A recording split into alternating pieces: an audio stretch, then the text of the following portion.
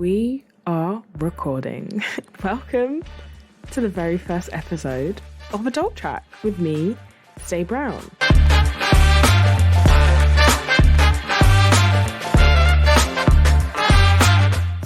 So a little bit of backstory first. So I stopped making podcasts a long time ago because the marketer in me, you know, the girl that's like all about stats, statistics, growth strategies in general, like she wanted everything to be done the right way. And I just kept overanalyzing every piece of content I wanted to make sure I could find the value, and I was giving value to my people so that they can listen and I can grow.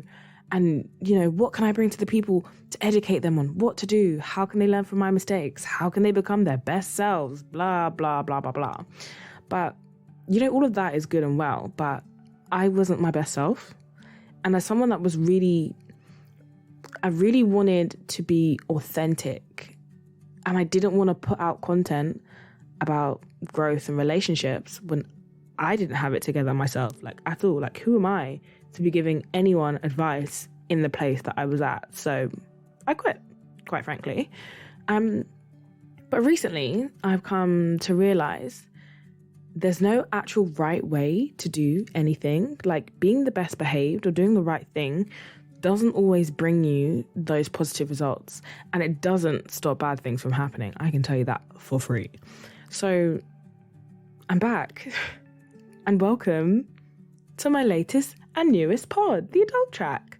So my name is Stephanie, aka Stay Brown, and at this point in my life, I'm learning how to accept myself, and I'm sharing with you all along the way. And in that, my hope is that through listening to me work through the cocktail that is my mental health, ADHD, relationships, friendships, you can learn something from my mistakes and from me. Whether that's what you can do better for yourself or simply what not to do, I honestly don't mind. I ultimately just want everyone to know, including myself, that you are not alone in how you feel and what you go through. Like, we're all learning and growing. We're not perfect, and quite frankly, we will never be. And at a certain point, we've just got to accept who we are and run with it. So here's the transparency and sharing, and hopefully building a nice little community. So I've been watching this gem of a show called A Million Little Things, and it's amazing for so many reasons. It tackles a lot of important topics like mental health, literal health, addiction, friendships. It's just 10 out of 10. If you haven't watched it, go do that, because I'll probably be mentioning it quite a lot, mainly because my comeback has been hugely inspired by one of the characters. Now, her name's Maggie. Backstory, again, also spoiler alert for anyone who hasn't watched it. So maybe just skip ahead a few seconds, or don't go watch it and come back. Stay here. Skip ahead. Maggie was a new addition to the friendship group, and she'd beat cancer twice. She fell in love, ruined it, as you do, tried to fix it, got rejected, fled the country, a whole load. Literally, if you think your life is chaotic, this show will feel like peace. Anyway, so Maggie moved to London, found a microphone in her home, and just started talking away. And just through doing that and being transparent and being open, she magically helped a lot of people. Just talking about her day, her life, being transparent. And that really inspired me, just because that's something that I was aiming to do a few years ago. And obviously I quit. And because I was just overthinking stuff. So I'm also very well aware that it's TV, so it's never going to be that simple. I probably won't end up with a radio show like she did, but obviously BBC One Extra, feel free to hit me up. It just made me realize that there's such power in just being open and truly transparent, especially in a world where everyone is always just putting their best foot forward. And it can very quickly feel like being on social media, like you're just in a pool of I'm perfect, and you just can't keep your head above the water. But hearing someone else's truths can really help keep life in perspective and keep you grounded in reality. Because behind all the frills that is social media, we do know people are struggling, couples are fighting, the debt is debting, and I find myself struggling in this pool often too, even in this very moment. But I actually had a conversation with a friend a few days ago, and we were just talking, you know, as you do. And she was just explaining how she felt and how life was going and the things that she was facing. And that really helped ground me. Like, I wasn't happy to hear that she was feeling how she was, but in my despair, for lack of a better word, it just made me feel like I wasn't alone. And, you know, we sit on social media and we think that everything for everyone is going so great. And it's like, I want my life to be like theirs. I want my body to be like hers. My wardrobe needs to be stocked with this, that, and the other. And when I've got all of that, everything will be fine. We just completely lose sight of our reality. And talking to my friend really just brought me right back. Now, I'm so lucky to have someone who I can have those kinds of conversations with. You know, where you can really sit and talk about where you come from, where you are, and just how you feel about it all, without having to sugarcoat anything and just being able to just fully be yourself in that moment. I don't have many of those, so I am very grateful for the few that I do have. And there are some people who will listen with good intentions, but because of whatever reason, you just can't, like, connect. Like, you're just gonna...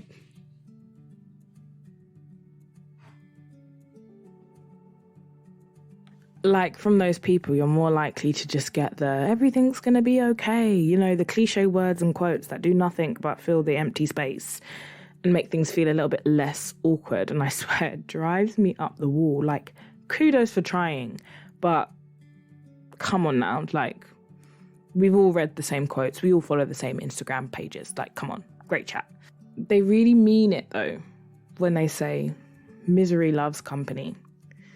And when I was young, it was always said in like this really negative light.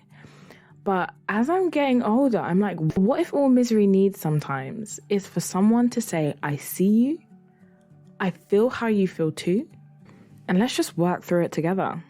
Or sometimes you just need someone to laugh with. Like, I mean, I'm going to be sitting over here kikiing by myself, obviously, but knowing that you guys will be listening and hopefully laughing on the other side, I might think I'm funnier than I actually am. Who knows? But like, that sometimes is enough. If you're just not having a good day, you need someone that is just able to just give you that one little something that's going to put a smile on your face.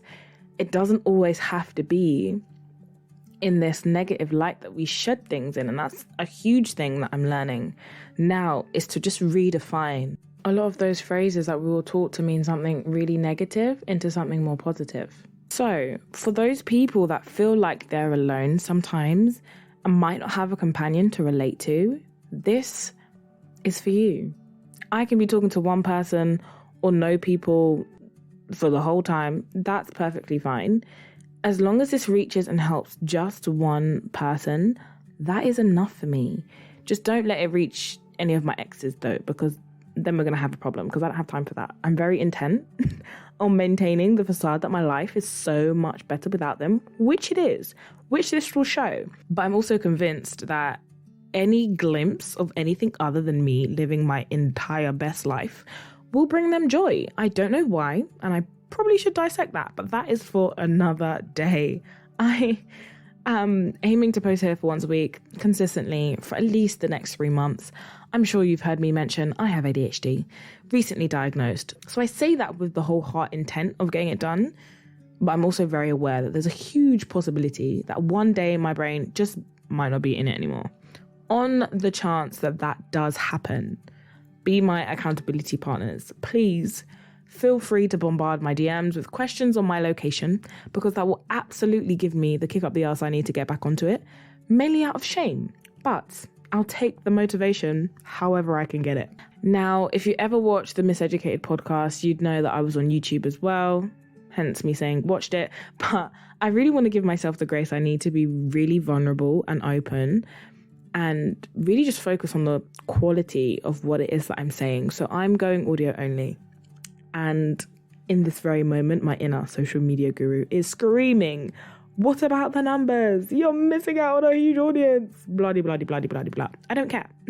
Quite frankly, I struggle to speak on the best of days. And half the time it's because my brain decides it just doesn't want to work. And the other half of the time, is due to that lovely little thing called the social desirability bias, the desire to just fit in with everyone else.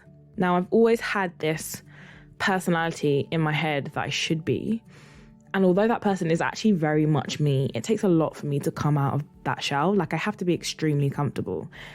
Sometimes a little drunk, but slapping a camera in front of my face and then expecting myself to be able to like reel off useful information in an orderly fashion and in a way that's not in the slightest chaotic is not realistic for me at all. So respect to myself for the ambition, but it's time to get realistic about what I can do in a way that's actually maintainable. So I'm working in a way that will help me bring the best out of myself so I can bring the best to you and we can create a community of like-minded babes. So I hope you stay tuned, and I really hope that you can learn something from everything that I'm going to share with you guys. That is all from me today, so I will catch you, hopefully, on the next one.